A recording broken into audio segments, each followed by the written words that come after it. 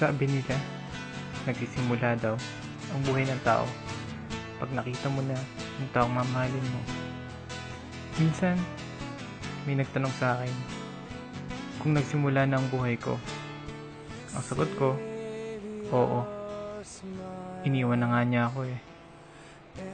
Pero sabi nga nila, people just come and go. It's up to you how to move on. Ako si Lance, transfer student. Okay, maupo ka na sa likuran. May assignment tayo, at ang wala, tatayo sa klase. Miss Jillian, wala ka na namang assignment. Sige, tumayo ka. For today, mag-check muna ako ng assignment.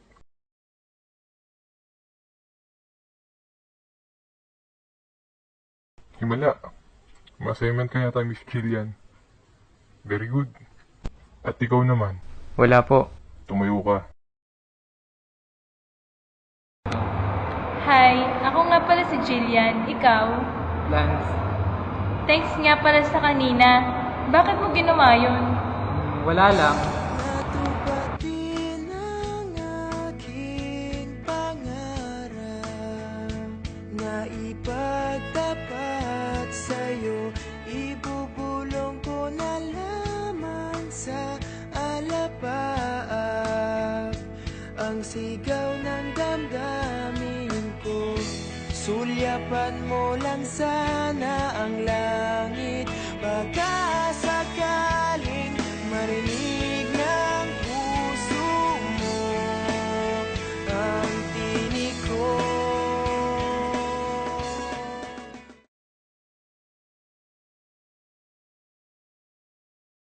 Wala ka bang naaalala ngayon? Wala. Mansari natin. Ay, sorry, nakalimutan ko.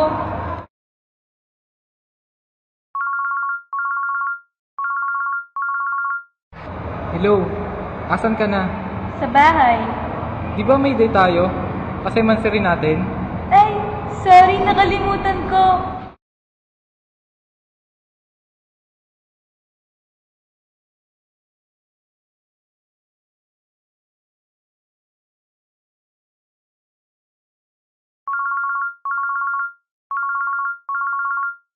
Hello? Hello, pre, si Jillian. Nag-collapse kanina nung nag-exam kami. Nasa hospital siya ngayon.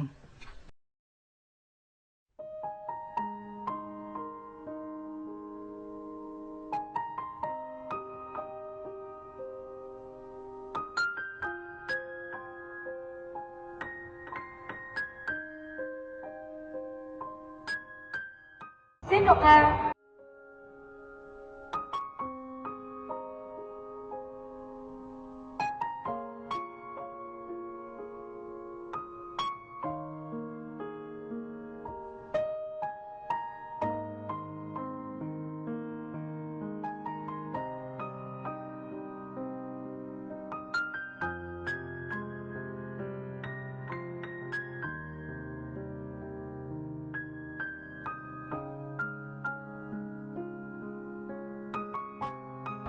Sorry, Lance. Ngayon alam mo na ang sakit ko. Sorry kung umalis ako, kalimutan mo na ako. Kasi sa ayaw at gusto ko ay makakalimutan kita. Ngayon, naalala kita, pero paano bukas? Baka hindi na. Humanap ka na lang ng iba.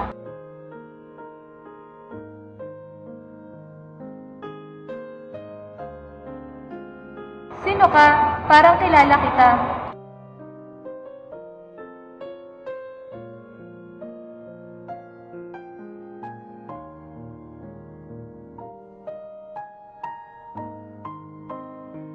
Jillian, mawawala muna ako ng ilang araw. May aayusin lang ako. Gusto ko, pagbalik ko, maaalala mo na ako.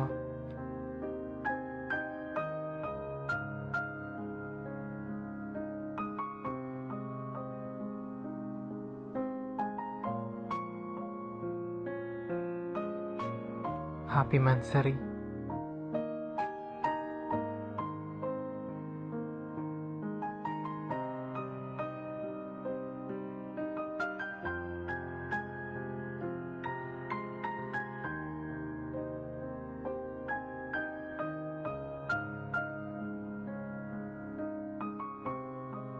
Ako nga pala yung nurse na nag-aalaga sa kanya. Ito yung huling ginawa niya bago siya namatay. Because I've been waiting for you, been waiting for this dream to come true. Just